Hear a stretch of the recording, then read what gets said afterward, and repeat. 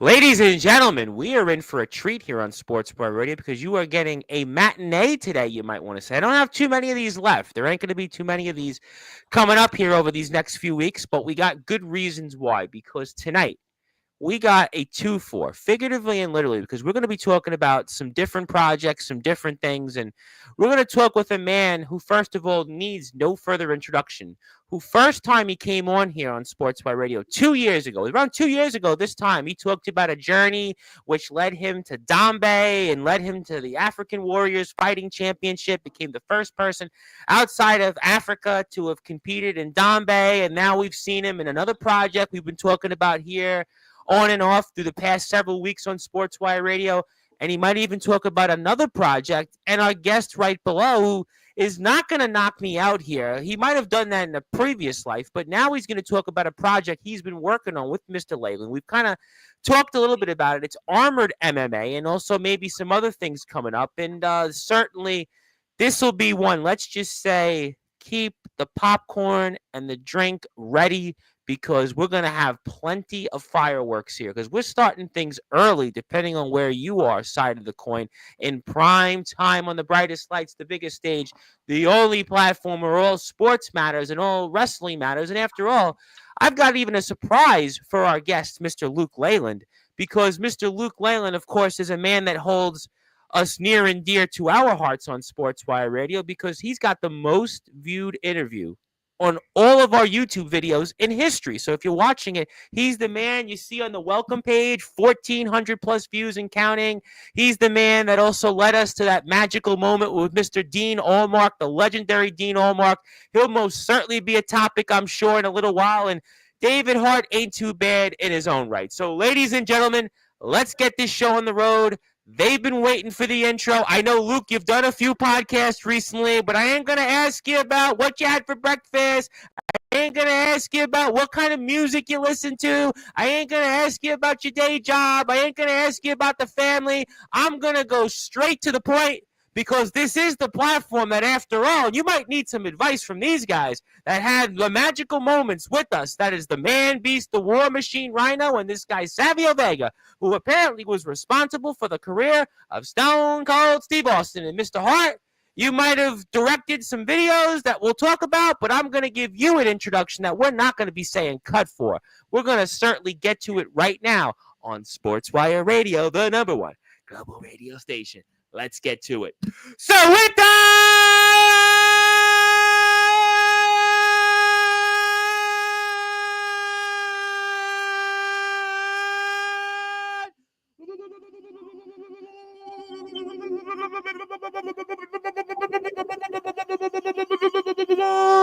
wait for it, further ado here on the Sports Report.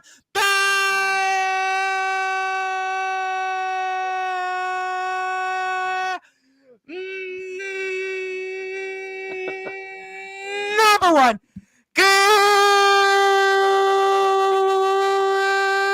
global sports show.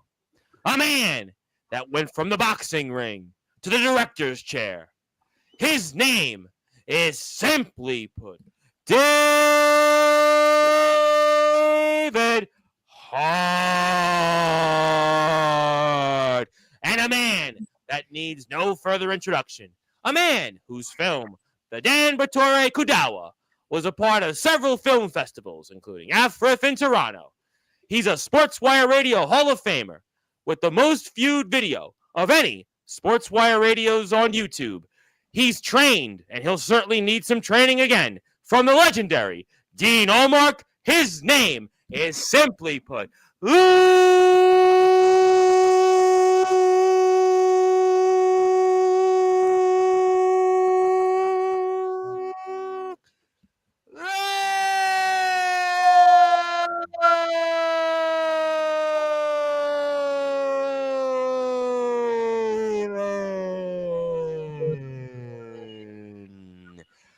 fellas, how are we doing? Hello, Mr. Bryce, and thank you for letting me come back home to the number one global radio station. Thank you. You know, I listened.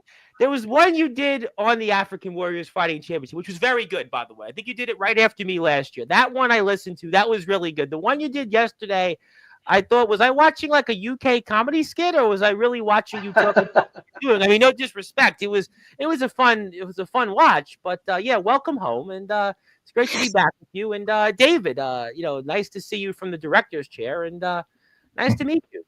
Nice to meet you. Very hyped intro. Yeah, I try to, you know what? I know Luke's done a bunch of these podcasts. I listen to them, and I know Luke's certainly a name that's in demand now. You've, been a part of some award-winning film festivals. You've got a lot we're going to talk about here in a short amount of time, but I try to do things differently than the average podcaster. I just try to, that's why you'll come back. That's why maybe Rhino and Savio Vega did want to be on here. I don't know why they did, but, well, I think I know why they did, but they enjoyed it. But I hope you guys enjoy it, if not more. And let's get right to it here, because I know you guys are busy, man. You've got interviews left and right. You've got projects you're working on, probably figuratively and literally. And for those that are listening and watching here in prime time on the brightest lights, the biggest stage, the only platform where all sports matters and all wrestling matters here, Sportswire Radio, with over 1,400 plus subscribers. And Luke Leyland most certainly helped us get there. And David Harte, you will help us get to the next 1,400. I'm going to go with you, David, first, and talk about a project you've been working on with Luke, which we've been plugging quite a bit on YouTube, and set the tables for us here, first of all, on this project called Armored MMA that you guys have been working on, and what's that been like working with Mr. Leyland? Yeah, it's been great. I mean, basically what happened was I wasn't long finished from film school, and friend hit me up, basically said, check what this guy is asking for on Facebook. So I've gone on. Not long before that, I did a boxing documentary as well. So I was looking for my next documentary to start, and I came across Luke's post asking about he needed a camera op or somebody who could direct basically his next documentary. And when I started messaging him, and he messaged me back saying he was doing night MMA, I thought he'd lost the plot, to be honest. You know what? We showed it here. I showed the link here, and it was like, what? What are you doing again? I mean, you have a death wish? Yeah, I never heard of it before, but obviously I love MMA. Yeah, I love Game of Thrones. I was like, it's perfect combo. This guy's literally throwing himself into it. I mean, this guy Luke Leyland. I mean, I thought I knew you. I guess not. No. It's it's great. What's it like working with him when you're doing these documentaries? I'm going to put the YouTube link up here in a minute, and I'll let Luke talk about it here formally because he hasn't been here in over a year. But what's it like working with Luke as a person so far? Yeah, it's been great. I mean, like, he obviously, he's willing to get in, get his, get in fighting, sparring. He's okay doing any interviews because of his previous documentary. And like, we've been talking about doing all other sports, and there's not one sport I've mentioned where he's been like, no, I'm not doing that. Everything's been like, yeah, I'm hands on. I'll fight a kangaroo. I'm not bothered. So I'm like, yeah, it's been great, to be honest, man. You know what it reminds me? I said this last night when I formally introduced Luke of coming back onto Sportswire. There was a show here in America called Undercover Bosses, and bosses would go and they would do jobs that their employees would do, and they would kind of get a sense of what their employees were going through on a day-in-and-day basis. Now, it's not quite exactly the same thing, but it is kind of similar because what Luke has done, obviously Dambe, Armored MMA, the next project, he's actually going and training and learning and going into that. So he's even more than a stuntman. I mean, it's really fascinating what Luke is doing at this stage of his life, and you're doing a great job documenting. I'm going to put that YouTube link up in a minute so people can watch some of it. And Luke, long time no speak, stranger. It's been over a year. It was January 24th was your last appearance on the platform, and it's been a year. A lot has changed. You've been a part of film festivals. You get asked left and right to do podcasts, and welcome home. And talk to me about this latest project, Forged in Stone. 2 episodes are out, Armored MMA, and what's that been like diving into that? Yeah, absolutely. Thank you, Mr. Bryce. It's great to be here. It's been a while now since we've spoke. Since I've come back, it's been non-stop with media things. But as David was saying before, I was looking for someone to record the next project, which was Forged in Stone, and I'd seen the boxing documentary that David done, and I had a couple of people in mind that I wanted to work with. But as soon as I seen David's work, I thought, oh, if I can get this guy on side, then we're going to create some magic. With my vision of what I wanted to do and David's vision of how to create it, I thought we can do something very special here. So I spoke to David. He was up for it, and then the rest, we kind of learned together. We both went into the gym. I went into the gym in the first week and got my behind absolutely kicked. And David actually came over. I don't know if you remember this, but he actually came over and said, "Oh, it's great that you're getting your ass kicked because it looks good." And I said, "This is not planned." Don't feel too bad, Luke. There's plenty of people that would like to kick my butt too here on Sportswire. So don't feel too bad. But yeah, it was it's a great experience, and he was behind the idea of it as well. Like I said, even if I do, I get a beating, or if I throw up, or if I get injured, I want that recording because it's real, and that's one thing I'm a huge fan of, just documenting the realism of it. I'm not going to be great at all sports, and I wanted that like in the documentary to show that I am human, and this is what these sports are like behind the scenes. What's this been like versus a few times I had you on, the last two, because I've had you on 3 times before, where we specifically talked about the African Warriors Fighting Championship and going into competing in Dambe. What's the difference in going into armored MMA versus your training for Dambe? Well, with Dambe, it's very spiritual. It's very, very spiritual. So there's a lot of belief that goes on in and around Dambe, and the culture is much different as well. The lads over in northern Nigeria, they're literally fighting for money, for food and things like that. So it's almost a life and death situation there in some situations. So in armored MMA, although there's not really a belief or any sort of religious thing around it, I can guarantee you they fight just as hard and just as passionately. Being in that cage and looking across the ring at someone who was a lot wider than me and someone who was a lot taller than me was a different experience. But given the, competing in Dambe in Nigeria did give me the confidence to come back and just keep going and have that belief in myself, to be honest. And what's it like putting on the gear? I think that's the most fascinating thing to me. What is it like putting on all of that gear? I mean, it's not like anything else you've done. In Dambe, you got nothing on practically in shorts. The next thing we'll talk about, there ain't really much to that either. But this, it's almost like you're putting on an armored hazmat suit, figuratively and literally. Yeah, it was exactly like that, to be honest. So one of the things that we really wanted to catch with these documentaries is the training that goes into these combat sports. And obviously, likes of armored MMA, it was very important to catch the training and the preparation in that.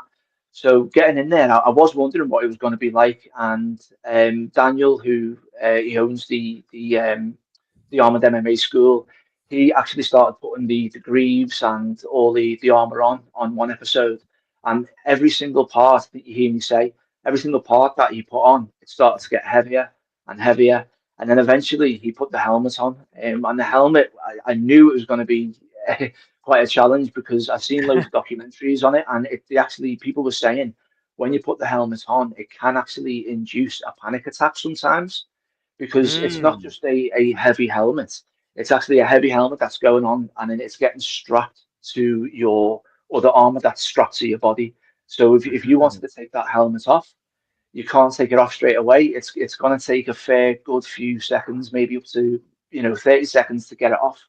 So that was quite panicking. But I knew the biggest part of this was going to be not only the physical training as well, obviously, but it was going to be mental. And to really control the mental side of it, because not only just training in the helmet was worse enough and hard enough, but being in front of obviously all them people and then in a cage and then knowing that you're going to do battle with someone that looks like, as you can see there across the cage, that is also plays a lot with your mind. Yeah, he was huge. But that also plays with your mind, so that's where I really have to focus on my mental strength. Yeah, because I mean, when we were talking about you with Dambe, we were getting up early in the morning, dieting changed, you lost weight, you were really getting into a totally different mindset. But this here, you're out there, you can't see anything when you're fighting. It's kind of like you know, and you Yeah, got a size disadvantage here, and it's just totally yeah. fascinating to see this. I mean, most people wouldn't even attempt this and such. I mean, you really are, you know, the definition of the undercover bosses of athletic competition. I mean, I don't know if you intended for Well, that, Luke, but you are. yeah. Well, to be fair, like with these documentaries, I wanted to find something. I think I don't know if I mentioned it on one of the previous podcasts, but Yeah. around where we're from, everyone does boxing. Everyone does MMA. So I was looking for sports that are up and coming and getting You very did. You did popular. say that you were looking for things that you thought people might, because of what you're doing, pay attention to more. They are kind of under the radar type of sports. You know, we spoke about this with Yeah, Dambe and what you've done since. I mean, African Warriors Fighting Championship, I feel like it's blown up on in social media, and you've done that. And this is, you know, probably in the same vein. You're going for things that wouldn't necessarily be on my bingo card. But then when I think about it, I go, you know what? Yeah, that's a really fascinating thing. And I'm curious for you, David, in directing a project like this and seeing what Luke is going through. How do you showcase that for the viewer? What do you do as a director to show the journey in only X amount of time? Because these aren't long videos. So how Mm. do you get this all in and showcase Luke and what he's going through? Um, it's like when Luke said before about him getting his when he was getting he really did get his ass kicked, by the way, the first. that's it. And I just had to show absolutely everything. I just filmed everything, and I made sure immediate interviews was important. So as soon as he was out of breath, you know, he'd had his ass handed to him, drag him into the next room, get his thoughts. And it's I feel with that sport as well, it's quite easy to capture how hard the training is because it is so hard. It is ruthless, the training. Oh my goodness. I mean, to do what those guys do, I mean, it's just on a whole nother level. Putting on that suit, being able to compete with using the object itself and then going out there and you're not seeing anything. I mean, that's just totally, I mean, I got all the respect. I got all the respect in the world for all athletes because we get them all on here. I just had on a women's football team.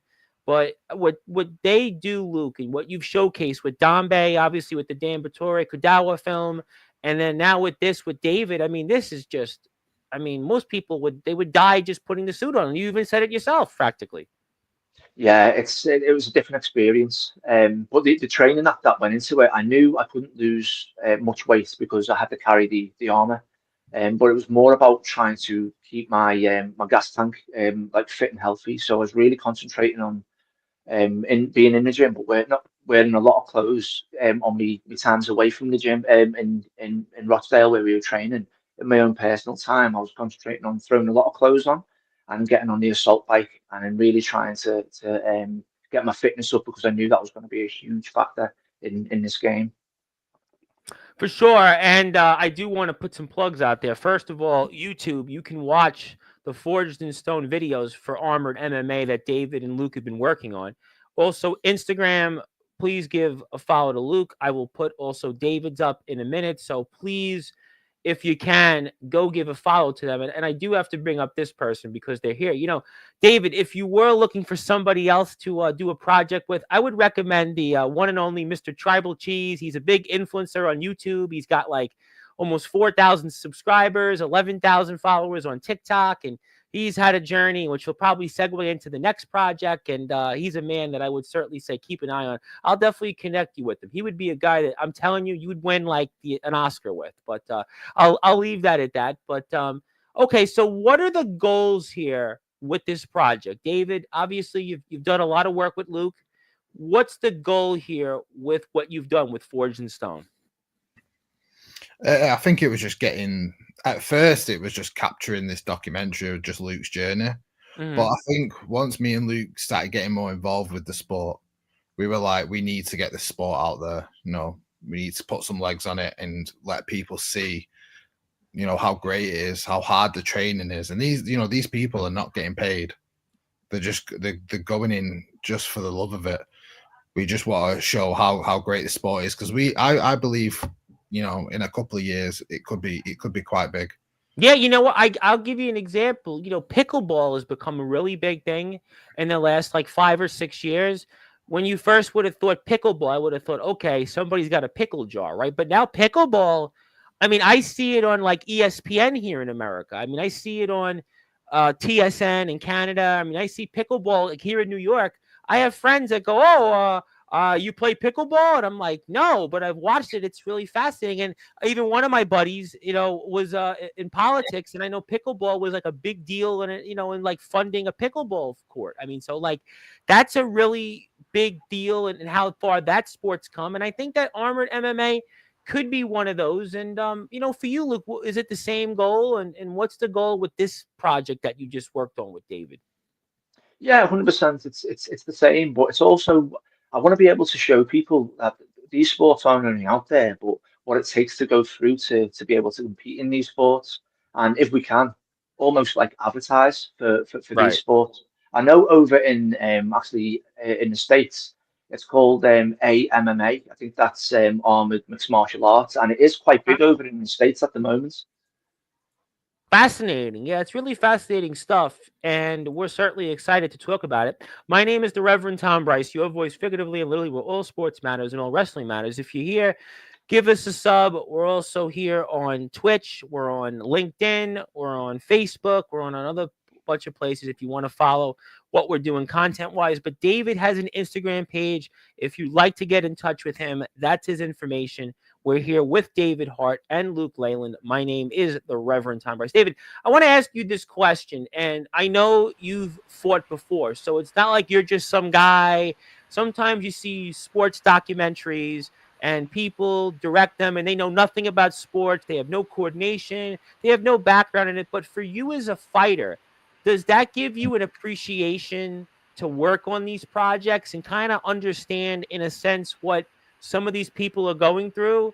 I mean, what's Yeah, your thoughts on that? Because I think it's really fascinating, your background versus the average director who you think of as just some, short guy that just spent all their life in film and did drama class. Whereas, you like me, like, I was an athlete. I had a background in the street, so it's like, I think with guys like you, especially though, you can kind of relate to what some of these fighters are going through. So how does that boxing background help you in directing these films and such?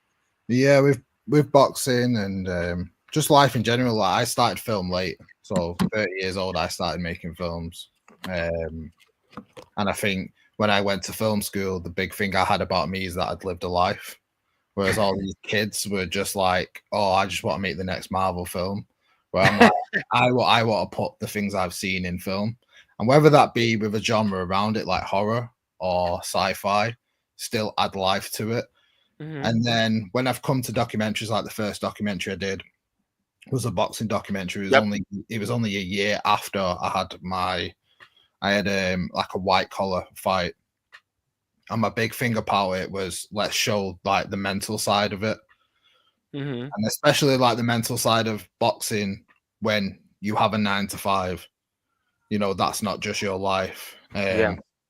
And then we've gone into this documentary and I've tried to, every question I've asked is asking Luke, how hard was it? It's not none of this glorious watching him on a treadmill.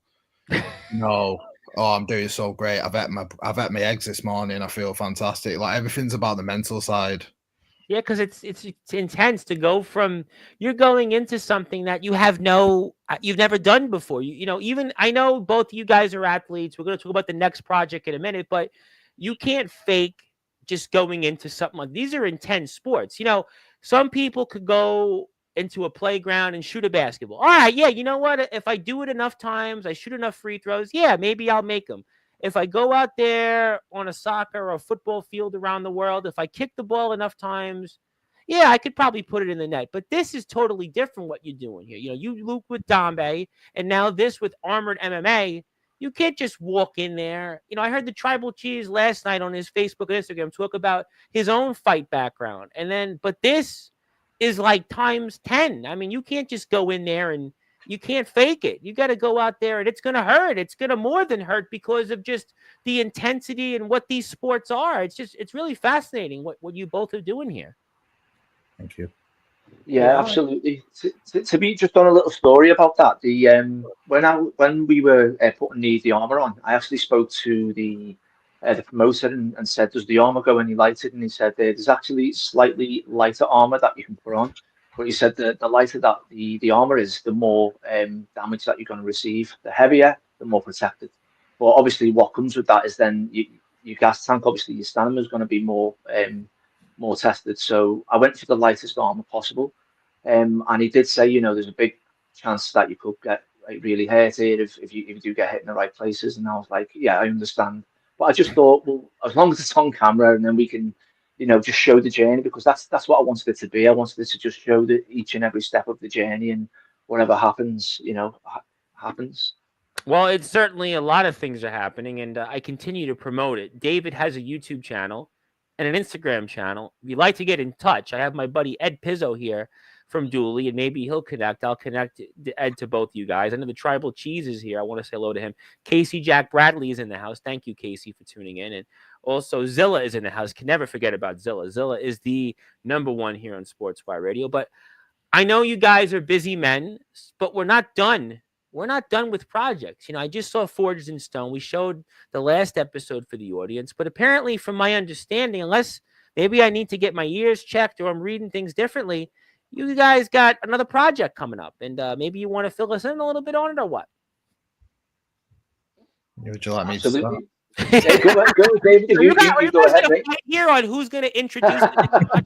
If you want, because a few days ago on Sportswire, we had these two wrestlers, Joe Starr and Tyson Spade. They were literally going to kill each other on here. One guy had a knife in his hand. The other guy was running to his hand. Then we had this guy, Anthony Steele, on Sunday, who all of a sudden decided to drop in and throw out all these allegations on one wrestler, El Drago. Then yesterday we had Dante O'Cara, and he was interrupted by a Cajun Cruiser and then a goat of BYW Comatose. So it wouldn't shock me if you guys wanted to fight on here, especially after the last few shows on Sportswire. So who knows?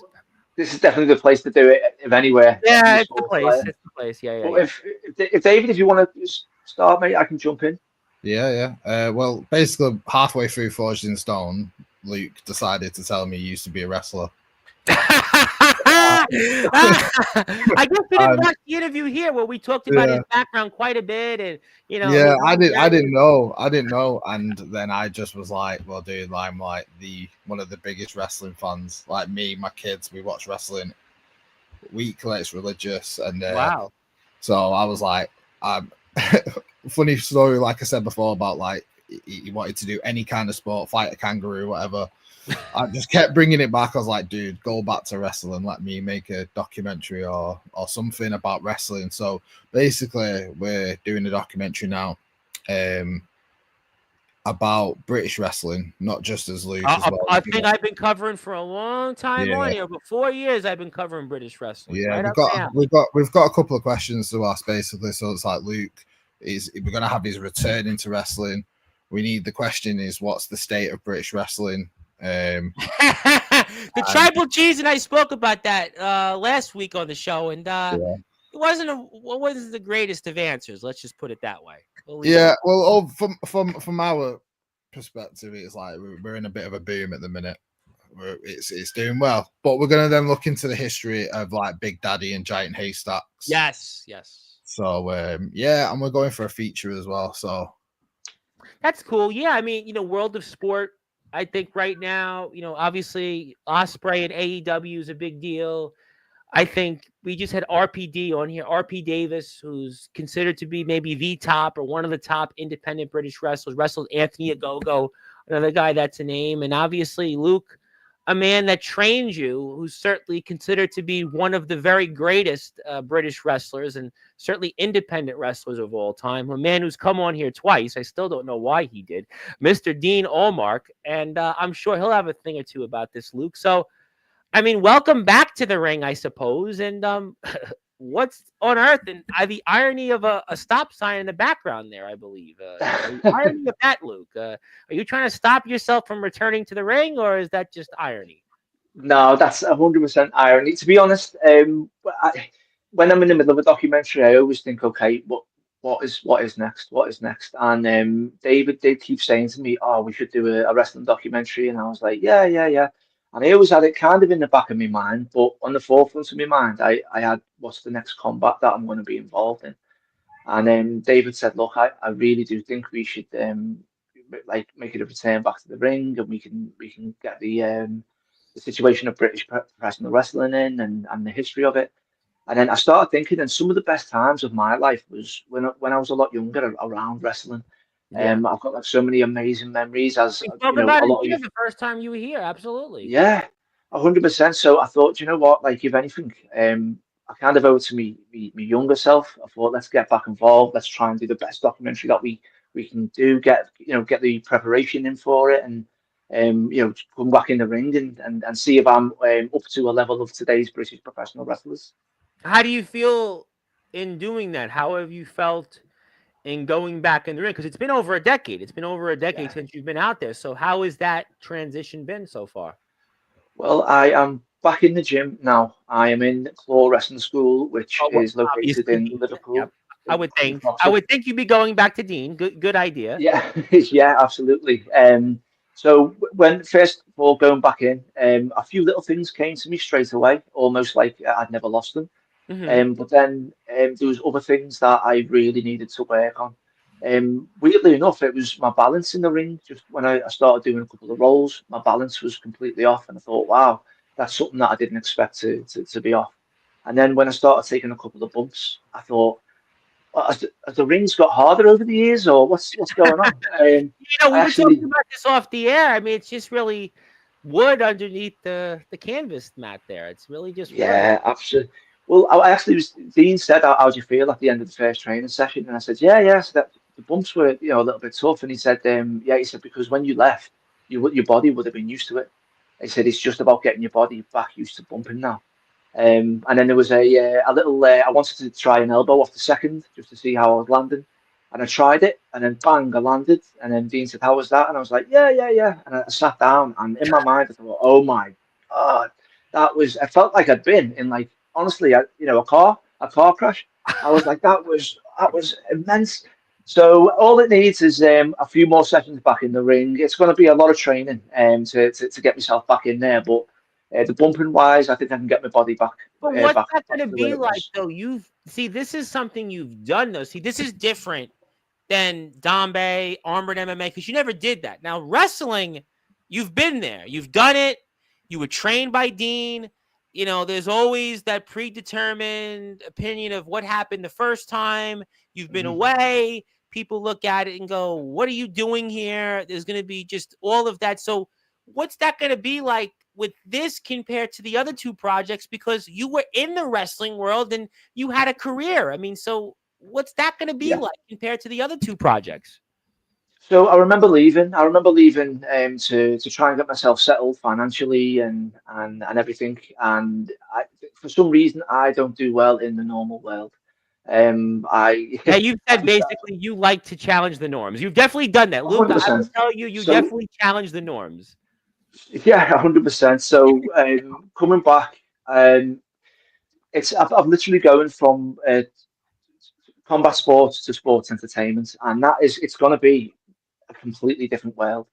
And if I'm not being really honest, that was really why I was kind of apprehensive wanting to go back into a wrestling documentary because I thought, how can I make this transition because of the mindset and this, that, and the other. But as I say, when I got on my first training session, I thought, yeah, things are coming back, and I started enjoying it again. And I actually started wondering why I left. And now the fire's back there burning in me again. And I can honestly He's say, got, they say with wrestling, once you get back in, they can't take you back out, and well, do you know what? I can honestly say it's some of the moves were like I'd never left, and there is a fire burning inside of me now, and I am determined to be a better professional wrestler now on the comeback than I was back in 2010, and I'm determined to make that happen oh my 100%. goodness.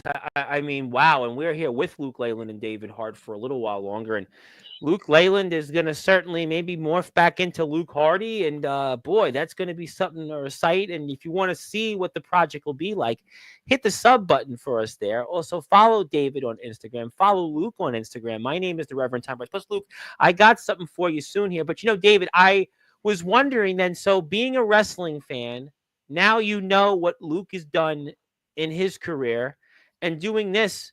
What's this project been like for you versus the other one, and just getting a chance to see the wrestling? Because you boxed, there's no question. You saw the boxing ring. I've had guys on here who box, but now you're seeing a ring, similar thing, but wrestling. And what's that been like directing Luke in this project versus Armored MMA? Yeah, so we did our first little shoot last week, just getting a bit of test footage and some interviews. And like, I've done wrestling training once in my life. I was a lot younger. It was very hard. I think wrestling is one of the most difficult things to do. I mean, it's really my friend trained. It took him 5 years to have his first match. Like, it's yeah. And we was in there the other day, and just like the sound of the ring, them just doing front flips, and I'm just thinking like the damage you're taking off that is like we do that in sparring, do you know? But we try and stop that. But you're constantly just throwing yourself over and taking flips onto the back, and it's amazing to see. Like, he looks great as well. Like, which we need to dull that down. He needs to look worse for the documentary to be better. But you know what, though? Maybe that's an advantage for you, Luke, because you've trained in so many intense sports the last year and a half or 2 years. So going into wrestling, your body's in great shape. It's probably in better shape than it was before when you were training to go to Africa for the African Warriors Fighting Championship and what you just did through Armored MMA. So maybe that does give you a little bit of an advantage because you're not just going into it and your body's not had any at all combat. Your body's went through plenty the last year and a half, 2 years. So maybe that at least gives you a little bit of a leg up. 100%. Hopefully I can pick up where I left off, and there's not going to be too much time between getting to where I left off. But I think having Dean in the corner as well, with his experience, I think that's going to be a huge weapon in the arsenal. Let's just say. What advice has Dean? I know we ask this every time you come on, but what advice has Dean given you this time? Because now you're coming back to the role. It wasn't like before when Dean was talking to you and he was giving you advice about doing Dambe, Armored MMA, I'm sure. But now you're coming back to his world. So I don't know if he's treating you back as a student again or you're going back to being a rookie. But, what kind of advice is Dean giving you now? Yeah, I'd expect nothing less. I mean, when I go into a new gym, I'd expect just to start from the bottom. And, Dean's a fantastic teacher. And the advice he's given me is... Dean. He looks like he hasn't aged. Does this man age or what? Yeah, he must be drinking some sort of special elixirs or something.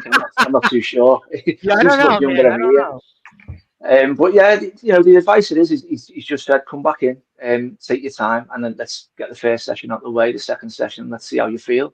And I usually jump in his car on the way to the training session because he drives past mine, and we have a little conversation about like moving forward with wrestling and things like that. And yeah, it's just having him in the corner anyway and teaching us stuff is a real confidence booster. I did have a few ideas and a few places on where to go beforehand, and when I realised Dean's still teaching, I thought there's only one place for me to go. And how could you not go to Dean? How could you not go to him? You have that line of connection. I mean, he's the very best. I mean, you think about it's Dean and everybody else, Yeah, 100%. I mean, to be honest, when Dean continued wrestling and I went into other things, I'd lost a little bit of touch with Dean for about maybe a couple of years there, and it was strange coming back into seeing Dean again because everything I was discussing with him about my vision moving forward with documentaries or traveling across the world competing, he totally understood. And there's only a few people that I've ever spoken to about these things that really understand me drive and what it is I want to do. Everybody else just thinks I'm insane. Where likes of Dean and David and stuff, you can actually see that vision, and it does take a special person to see what I'm doing and to believe in it as well. So, and Dean's definitely that person. Oh, I mean, listen, this man is royalty. He is one of the very best to have ever done it, and it was a great honor to have him on. I know you both are busy men, but I got to ask you, Luke, very quickly, because we kind of talked about it in the intro, but Dan Battore Kudawa, and I think I actually got that right, won some awards. It was a part of some film festivals, and I was curious what that meant to you and all that hard work getting recognized, whether it was in Toronto or at AFRIF. Yeah, it's a strange feeling because I remember the the day I was sitting there and I was thinking about documentaries, and now it got awarded the best trailer in the Toronto International Film Festival, and then we were up for the best documentary in AFRIF, but then we didn't win, but we got a special mention, which is a huge deal to us. Absolutely. So looking at that, I think all these people that just think I was insane and just doing these I don't know, silly things, they were wrong. They were all wrong, and my vision and my feeling and view and my destiny was right, because it hasn't only done well in one documentary, but we've got so many compliments and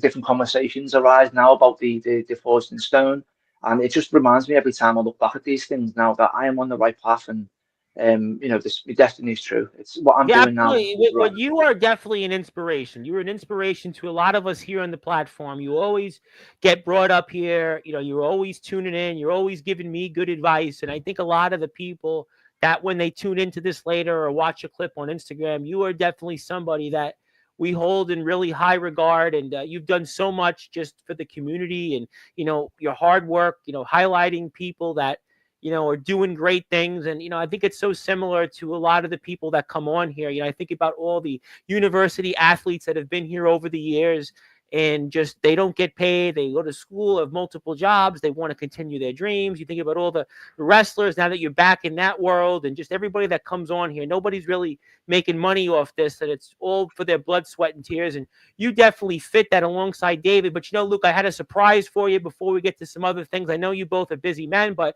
I wanted you to have this. I know that you've gotten things here before, but I think it's time to recognize you once again because you've already won some awards elsewhere, but now I'm putting you back in the Sportswire Radio Hall of Fame for a second time as now a global influencer, because you are a global influencer. Think about it, right? Dambe, right?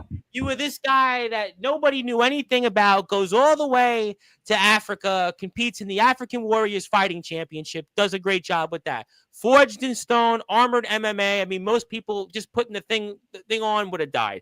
You've done that. Now you might even be your most craziest project to date. You're going back to the wrestling world, the world that most people want to get out of. You're going back into it. And that to me shows that you want to really do even more as a global influencer, and you'll have this. I'll send it to you when we're off the air. And thank you for all that you do. And I'm excited to see, I think I'm excited to see this one most because I'm curious, like, who am I going to know that's in this documentary? I'm almost like in this project, I'm like, okay, am I going to have to bite my tongue on what I think about this one? Or am I going to be giving it 2 thumbs up? But no, obviously, no, it's great. I love British wrestling. We had RPD was just here. We had Andre Decker.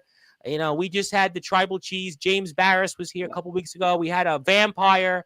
Yes, a vampire. I heard you're from Merseyside, which means you wouldn't be too far from the CCW guys. Rick Marcus was here. So Sheik El Sham was supposed to have come here. I don't know why I didn't bring him on yet, but he does want to come on here. So, great stuff. And you deserve this. So thank you for all that you do for us. And, I know you both are busy, man. I wish I could have you on here for hours both, but David, is there anything that you want to tell the audience on what we should be looking forward from this project you're working on with Luke, or anything you want to say to the audience, and maybe if they want to be a part of future documentaries with you, if you're looking for, other people, or what would you like to say to anybody out there?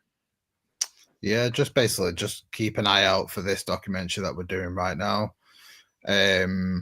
Also, another thing is like, yes, I'm knowledgeable of wrestling and British wrestling, but if anybody has got any information or cool stories about wrestling that they would think could fit in the documentary, please contact us. Or I think I know a man here. Yeah, any other sides of wrestling, like backyard wrestling or extreme wrestling, or well, anything. You are in the right place if you want to talk off the air about backyard wrestling. Yeah, because basically, I know a lot about that. Anything that's happened in Britain wrestling now, that I know a lot about too. I know a lot. We might imitate a bit. So British wrestling could be pulled over here. It may be. Yeah, I could definitely point you in the direction. Yeah, absolutely. I think British wrestling is the first before we get to Luke. British wrestling is the first wrestling I formally covered. Believe it or not. I know you're thinking, wow, that's kind of interesting, right? I'm from New York. And my first actual wrestling coverage I had was over 4 years ago during COVID with RP Davis. It was because I was a part of a British radio station at the time, Sportnarium.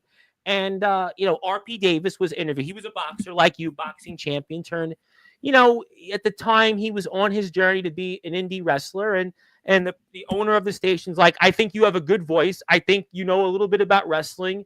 Talk to this guy, and the rest is history. So, yeah, I mean, British wrestling holds a soft spot in my heart, and it's still in my arsenal to this day. So we could definitely talk about that off the air.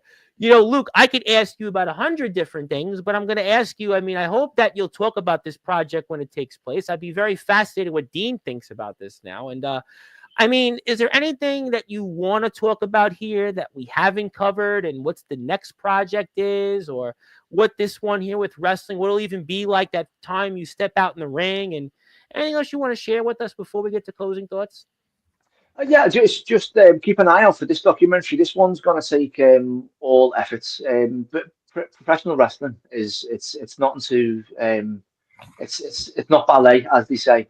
It's very very Yeah, tough. yeah, And yeah. there's been some scary stories there around wrestling in the past, and this is going to take each and like all of my efforts to obviously to get fit, to get in shape, and to have a good match in there as well. So just keep an eye out. Hopefully, we can keep an eye out for an opponent, and any updates I can bring your way to Sportswire. Yes, And please. thank you for the Hall of Fame award again. Yes. I just want to show you this, Mr. Bryce. Oh, yeah, yeah. This is how important that the other one is. I got it right there on me Oh, shelf. I I see it. see Yes, I that. do see it. Wow. You know what? You're like, I would say about a quarter of the inductees actually have done that. About a quarter, actually, which is pretty good. I'd say about 25 or 30 of the Hall of Famers so far, have done that. And Savio Vega's Yeah, in the Hall of Fame. So that's he is. Yeah, yeah. he's in there. So it's it's a great journey. And of course, Dean was number 2, and Dean's in there, and it's great. I'm excited, and maybe you'll do more TikToks. I see you're doing TikTok now. I'm like, wait a minute, it's Luke Leyland. It's you and the Tribal Teams. I'm like, wait a minute, when are they doing a TikTok together? I'm sure we'll talk about that. But no, great stuff, and thank you for all that you do. You definitely deserved to be in the Hall of Fame again. I wanted you to catch up to Anthony Steele in Hall of Fame appearances. That's a guy, David, that if you talk to him, he'll talk to you probably like for a year. Maybe we'll talk about that off the air, but let's give you guys both closing thoughts. You have plenty to get to in your own lives, and I'm so honored you guys gave me an opportunity to speak with you once again. So, David, I'm going to pass the baton to you, give you some closing thoughts. Anything else you want to plug, share, or say? The floor is yours. Just keep on the Instagram. We're going to be filming over the year. It's going to take a long time. We're hoping to end it around December. Okay. So we're looking to get some Big Daddy and Giant Haystack lookalikes in. Oh, well, the Tribal Cheese. Definitely got to talk to the Tribal Cheese.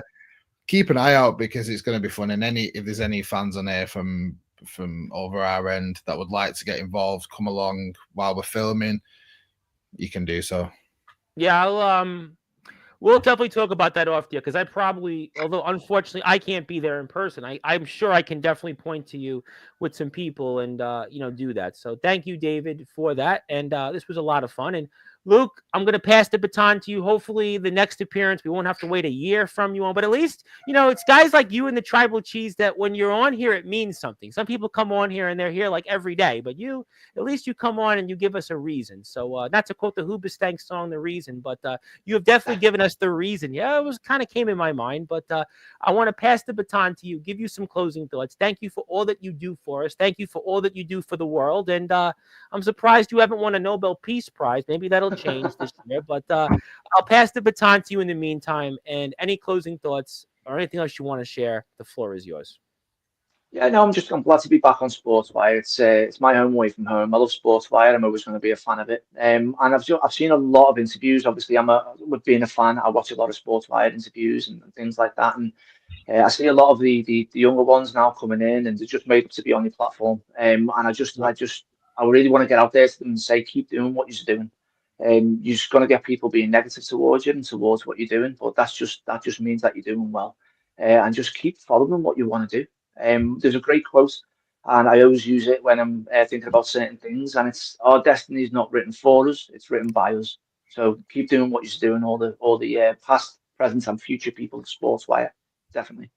Yeah, it's you know what I always believe that you control your own fate, and there's no question that yeah we've got it's such an interesting mix on here because yes we've had Rhino, Savio Vega, Dean's been here, RPD, we've had on Stud Bronson, who's a big pro wrestler here, Vito Fratelli, who was in the PWI 500, but then we get the backyard guys, then we get now the promo wrestlers, and you get the in betweeners, the undergrounder, the independent wrestler, and then you get athletes. So it's such a fascinating platform, which I think is why people for whatever reason want to tune in. Certainly not for my mutton chops, not for my long hair. It's for the people itself. And one more time before we go, that's David's YouTube page. You can find out more about Forged in Stone, future projects coming up. Instagram, that's David's info.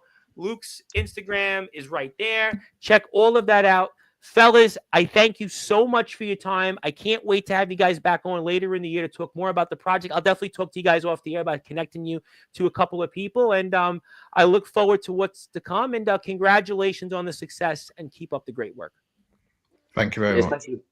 All right, that was David Harte, director of the Forged in Stone, also working with Luke Leyland on another project upcoming. And of course, Luke was the star of the Forged in Stone Armored MMA project, and he's documenting his return to the wrestling ring. He was also a part of the award-winning Dan Battore Kudawa film, which we saw in the Toronto Film Festival, and also AFREF, and you'll see him do a lot of great things. He's the first person to have competed in Dambe, the African Warriors Fighting Championships, also back in the Sportswire Radio Hall of Fame for a second time. And he is the man that has the most viewed video on any of the Sportswire Radio videos on our YouTube channel. It is great to have him back. It is an honor. And you can catch Luke also on TikTok. He'll probably do TikTok lives more than he's here, but that's okay. We won't hold it against him. My name is the Reverend Tom Bryce, your voice figuratively and literally where all wrestling matters. If you're on Sportswire Radio, I'll be back here 9 o'clock Eastern time with James Taylor, the owner of ROEW. Speaking of guys that'll have stories, but he'll have plenty of them, and I hope you tune in for it. But yeah, give the gang a follow. Follow this, give us a like, and I'll see you soon here on Sportswire Radio at 9 o'clock Eastern time. But until then, good morning, good afternoon, good evening, wherever you are on the number one global radio station. It is Sportswire Radio, where all sports matters and all wrestling matters. And Zilla got the last word for a change. Congratulations. Yes, we agree. Thank you. I'll